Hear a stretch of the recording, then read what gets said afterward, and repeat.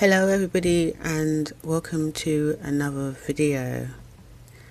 Today in this video I'll be explaining why I use the term schizoid spectrum and how it helps to clarify the schizoid experience while still keeping the core meaning intact. Schizoid experience remains the focus. What's changed is the way that variation is described. So I'll be looking at the schizoid spectrum through a different lens. The aim is to look at schizoid functioning from a lived perspective rather than introducing new categories.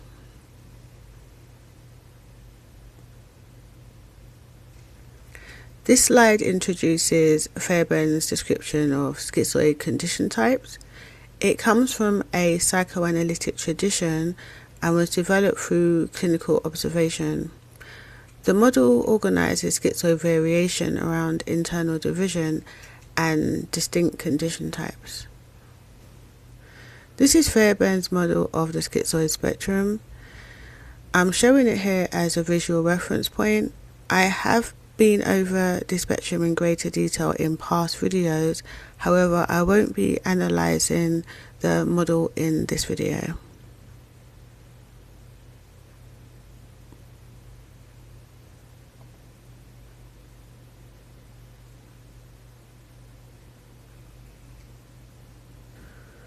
Fairbairn's model is primarily organized around internal splitting and was drawn from clinical populations.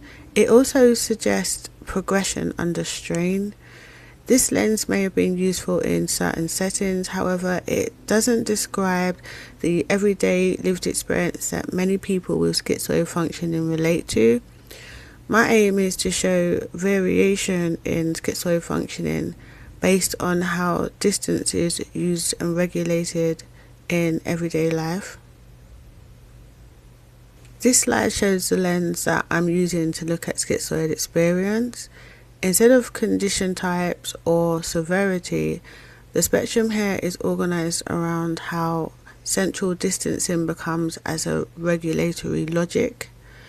This is an alternative lens that looks at schizoid experience through orientation and everyday regulation. The emphasis is on function and organization rather than on pathology or progression.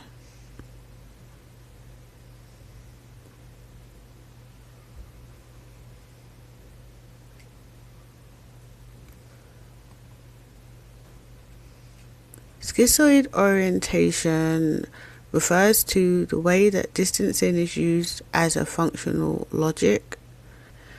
Distance is often used to maintain clarity rather than to avoid engagement. Regulation relies more on inward reference than on external feedback. Stability is supported through reduced and selective engagement, especially under strain.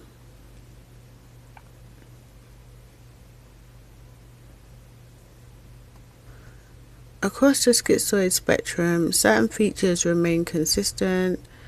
These include an inward orientation, the stabilizing of distance, and reliance on internal organization.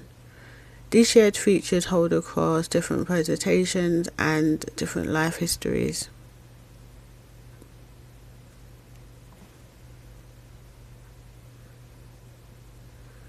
Variation appears in how much distance is needed, how sensitive someone is to sensory or emotional load, how they experience pacing, and actively how they organize internally.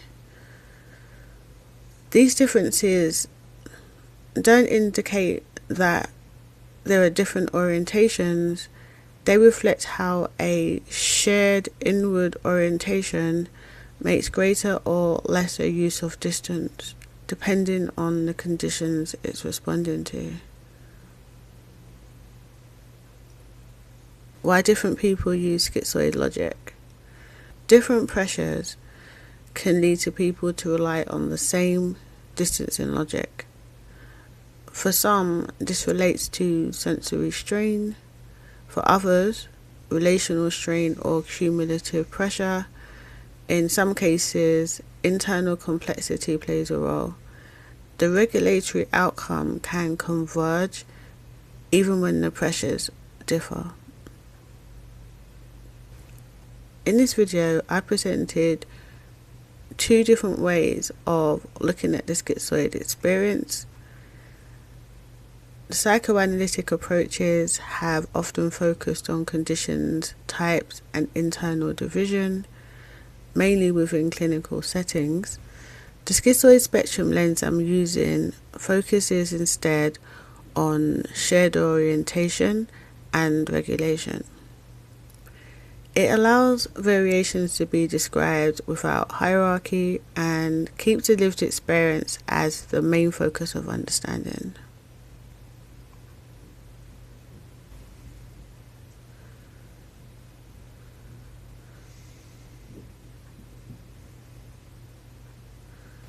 Viewing the schizoid spectrum based on orientation makes it possible to understand how shared structure can come about for different reasons and be experienced in different ways.